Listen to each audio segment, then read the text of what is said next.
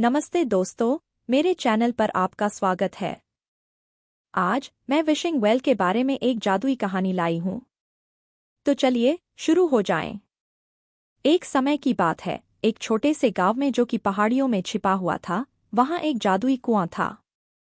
कहानी है कि इस कुएं में जो सिक्का फेंकता है, उसकी इच्छा पूरी होती थी। एक दिन एक छोटी सी लड़की जिसका नाम एमिली था, वह जंगल में खेल रही थी और उसे कुएं मिल गया। उसने सुना था कि यहाँ की कहानियाँ कितनी जादुई होती हैं, तो उसने अपनी किस्मत आजमाने का निर्णय किया।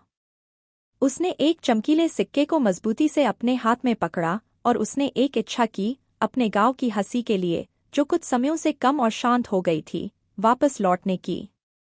सिक्का पानी में गिरते ही एक हल्की हवा के साथ एक धीमी ध्वनि आई, हंसी की आवाज, मधुर और तरंगी, जैसे बादलों की झंकार।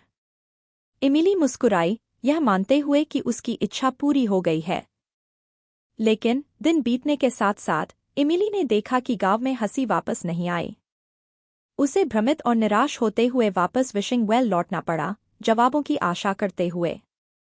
तब वह सुनी एक ध्वनि, लेकिन अधूर सुनाई दी। ध्वनि उस कुएं के संरक्षक आत्मा की थी, जिन्होंने समझाया कि कुआं इच्छा पूरी कर सकता है, लेकिन वह कुछ नहीं बना सकता जो लोगों के दिलों में पहले से ही मौजूद नहीं हो। अपनी गलती को समझते हुए एमिली ने समझा कि असली हंसी को केवल जादू से नहीं बुलाया जा सकता। यह दिलों की गहराई से आना चाहिए, दोस्तों और प्यार के साथ साझा किए गए पलों से। नई सुबह आने पर एमिली ने गांव में खुशी और हंसी फैलाने का काम किया।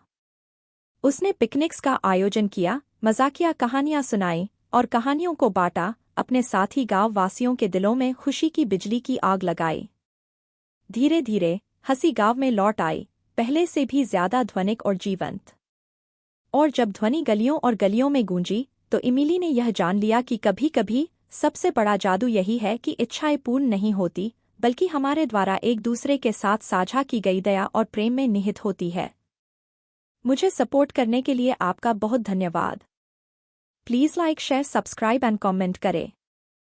Thank you.